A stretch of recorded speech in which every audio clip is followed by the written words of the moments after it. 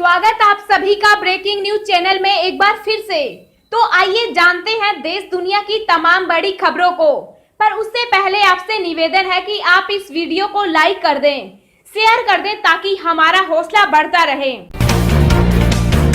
देश में कोरोना संक्रमित मरीजों का आंकड़ा 67,66,661 के पार। अब तक 1,04,778 की मौत। जी हां, देश और दुनिया में कोरोना के केस लगातार बढ़ते जा रहे हैं। ताजा आंकड़ों के मुताबिक देश में अब तक 67,66,661 संक्रमण के मामले सामने आ चुके और एक्टिव केस 9,16,608 हैं, जिसमें से अभी तक 1,04,778 लोग अपनी जान गंवा चुके। वहीं इसके बीच अच्छी खबर ये भी है कि अब तक 57,48,802 संक्रमित मरीज ठीक भी हो चुके। दुनिया भर में कोरोना वायरस की वजह से कुल 10,53,113 लोगों की जान जा चुकी है, जबकि वायरस से संक्रमित लोगों की संख्या 3,59,29,675 हो गई है। इनमें एक्टिव केस 78,44,290 है और खुशी की बात यह है कि अब तक 2,70,38,212 लोग ठीक हो चुके हैं। कोरोना की जांच में मिली बड़ी उपलब्धि। अब आपका स्मार्टफोन बताएगा आप कोरोना संक्रमित तो नहीं। जी हां, जामिया मिलिया इस्लामिया के शोधकर्ताओं ने कोरोना वायरस की जांच के लिए एक नई जांच किट विकसित की। शोधकर्ताओं का दावा है कि यह दुनिया की पहली लार आधारित जांच किट है। इस किट की मदद से कोई भी व्यक्ति घर बैठे कोरोना की जांच कर सकेगा। बस किट और स्मार्टफोन होना जरूरी होगा। शोधकर्ताओं ने इसे MISEST नाम दिया है। इस तरह काम करेगा किट। डॉक्टर मोहन जोशी ने बताया कि जांच बहुत ही आसान होगी। किट में लाल डालते ही नीली और लाल रेखाएं उभर आएंगी, जिसे मोबाइल ऐप के माध्यम से फोटो खींचकर या सीधे स्कैन करना होगा। 1 घंटे बाद मोबाइल ऐप नतीजे बता देगा। यदि सब कुछ ठीक रहा तो दिसंबर में किट बाजार में आ जाएगी। दोस्तों, अगली खबर जानने से पहले आपसे एक रिक्वेस्ट है कि इस वीडियो को बनाने में मुझे बहुत ज्यादा मेहनत लगती है, तो इस मेहनत के लिए वीडियो को एक छोटा सा लाइक जरूर करें। देश में हर 16 मिनट पर एक रेप, दहेज प्रताड़ना से हर घंटे एक लड़की की मौत। NCRB report. जी हां, यूपी के हाथरस में एक दलित लड़की के साथ हुए गैंगरेप ने पूरे देश को हिलाकर रख दिया। इस घटना के बाद एक बार फिर देश में महिला सुरक्षा को लेकर सवाल खड़े हो गए। इस मामले के तुरंत बाद ही नेशनल क्राइम ब्यूरो यानी NCRB ने क्राइम इंडिया 2019 रिपोर्ट जारी की है। NCRB के आंकड़ों ने स्पष्ट तस्वीर पेश करी है कि देश में महिलाओं के खिलाफ अपराध कितने सामान्य हैं। NCRB के आंकड़ों के मुताबिक भारत में हर 16 मिनट में एक महिला के साथ बलात्कार होता है।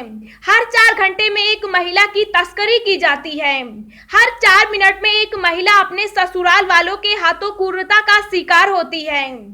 साल 2019 में अब तक दर्ज मामलों के मुताबिक भारत में औसतन रोजाना 87 रेप के मामले सामने आ रहे हैं। इस साल के शुरुआती 9 महीनों में महिलाओं के खिलाफ अब तक कुल 4,05,861 आपराधिक मामले दर्ज हो चुके हैं। हर घंटे दहेज के कारण एक मौत। NCRB के आंकड़ों पर नजर डालें तो पता चलता है कि 2019 तक भारत में हर 1 घंटे 13 मिनट में एक महिला दहेज के कारण मौत के घाट उतार दी जाती है। इतना नहीं, 2 से 3 दिनों में एक लड़की एसिड अटैक का शिकार होती है।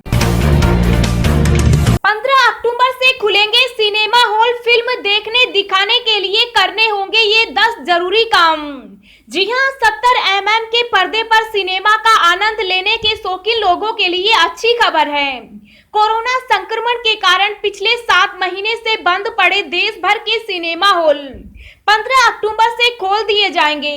हालांकि इस दौरान कोरोना को फैलने से रोकने के लिए सख्त दिशा निर्देश का पालन करना होगा। केंद्रीय सूचना और प्रसारण मंत्री प्रकाश जावड़ेकर ने मंगलवार को ये ऐलान करते हुए सिनेमा हॉल के लिए एसओपी जारी किया।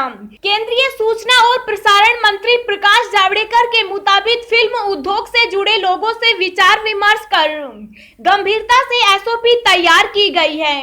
उम्मीद है कि इनका सख्ती से पालन करना होगा। सिनेमा हॉल में आने वाले लोग कोरोना से सुरक्षित रहते हुए फिल्मों का आनंद ले सकेंगे। करने होंगे ये 10 काम। सिनेमा हॉल के भीतर सोशल डिस्टेंसिंग का पालन करते हुए सिर्फ 50% सीटों पर ही दर्शक बैठ सकेंगे, यानी एक सीट छोड़कर एक पर दर्शक को बैठाने की अनुमति होगी। खाली सीट पर निशान लगाना अनिवार्य होगा। सिनेमा हॉल के भीतर हाथ धोने और सैनिटाइजर का प्रबंध करना होगा।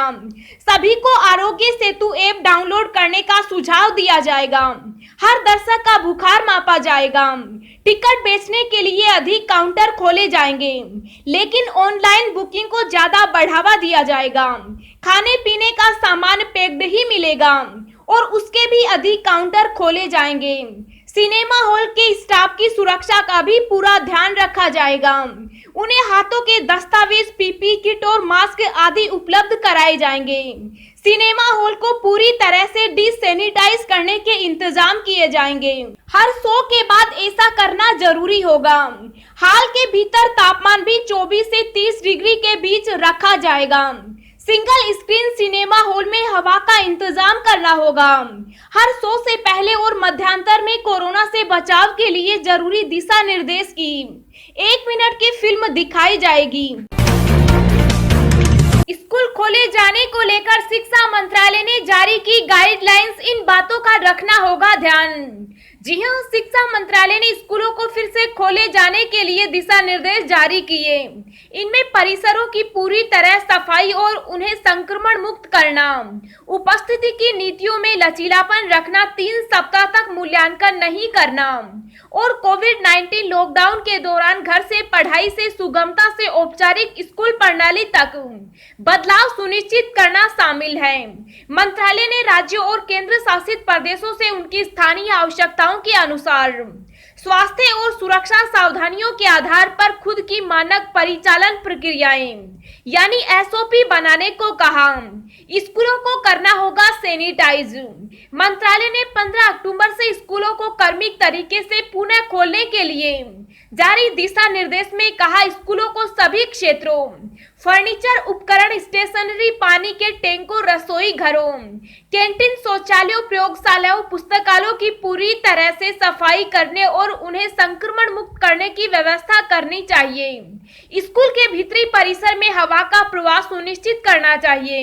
इसमें कहा गया है कि स्कूलों को राज्यों और केंद्र शासित प्रदेशों द्वारा जारी दिशा निर्देशों के आधार पर उनके खुद की एसओपी बनाने के लिए प्रोत्साहित किया जा सकता है, जिनमें सुरक्षा के मद्देनजर सामाजिक दूरी के नियमों का पालन किया जाए और सुनिश्चित हो कि इस संबंध में नोटिस, पोस्टर, अभिभावकों से संवाद, संदेशों को प्रमुखता से प्रसारित किया जाए। माता पिता की सहमति अनिवार्य। छात्र अपने माता पिता की लिखित सहमति से ही स्कूल आ सकते हैं। छात्र चाहे तो स्कूल आने के बजाय ऑनलाइन क्लास ही कर सकते हैं। नेतन्याहू की पीएम मोदी से हुई फोन पर बात, कोरोना से जंग में सहयोग बढ़ाने पर बनी सहमति। जी हां, इजराइल के प्रधानमंत्री बेंजामिन नेतन्याहू ने प्रधानमंत्री नरेंद्र मोदी से फोन पर बात कर कोरोना महामारी से जारी जंग में सहयोग बढ़ाने का भरोसा दिया। दोनों प्रधानमंत्रियों ने महामारी के खिलाफ लड़ाई में द्विपक्षीय सहयोग बढ़ाने के अलावा सौर ऊर्जा के क्षेत्र में भी साथ काम करने की प्रतिबद्धता जताई। कोरोना महामारी के बाद दोनों प्रधानमंत्रियों के बीच फोन पर हुई यह चौथी बातचीत है। नेतन्याहू ने ट्वीट कर बताया कि भारत के पीएम नरेंद्र मोदी से कोरोना के खिलाफ जंग में तकनीक का सहारा लेने और अधिक जांच करने संबंधी सहयोग पर सहमति बनी है। भारत और इजराइल शुरुआत से कोरोना के खिलाफ संघ मोर्चा संभाले हुए हैं। इजराइल का एक उच्च स्तरीय प्रतिनिधिमंडल भारत में रैपिड टेस्टिंग किट का ट्रायल कर रहा है। सूत्रों के मुताबिक दोनों देश टीका विकसित करने में भी एक दूसरे का सहयोग करेंगे। नेतन्याहू ने ट्वीट किया कि इसके अलावा हमारे बीच सौर ऊर्जा के क्षेत्र में नवोन्मेष को लेकर डिजिटल कॉन्फ्रेंस आयोजित करने पर भी सहमति बनी। इससे दोनों देशों के साथ विश्व की अर्थव्यवस्था को संभालने में मदद मिलेगी। सूत्रों के मुताबिक इजराइल भारत के साथ बहुत जल्द अंतर्राष्ट्रीय सौर गठबंधन में शामिल होना चाहता है। इस वैश्विक गठबंधन की शुरुआत प्रधानमंत्री नरेंद्र मोदी ने की है। अब हम आपको अगले 24 घंटों के संभावित मौसम पूर्वानुमान के बारे में बता रहे हैं। अगले 24 घंटों के दौरान पश्चिम बंगाल, तटीय ओडिशा, उत्तरी तटीय आंध्र प्रदेश, बिहार के कुछ भागों, असम और अरुणाचल प्रदेश में हल्की से मध्यम वर्षा जारी रहेगी। एक दो स्थानों पर भारी वर्षा का भी अनुमान है। पूर्वोत्तर भारत, झारखंड, छत्तीसगढ़, पूर्वी मध्य प्रदेश, आंतरिक ओडिशा, तेलंगाना, विदर्भ, अंडमान व निकोबार द्वीप समूह है, दक्षिणी आंतरिक कर्नाटक, दक्षिणी तटीय कर्नाटक और केरल में हल्की से मध्यम बारिश हो सकती है। दक्षिण पूर्वी उत्तर प्रदेश, कोंकण, गोवा, तमिलनाडु में एक दो स्थानों पर हल्की बारिश होने की संभावना है। उत्तर भारत के पहाड़ी और मैदानी इलाकों समेत मध्य भारत के अधिकांश हिस्सों में मौसम साफ और शुष्क बना रहेगा।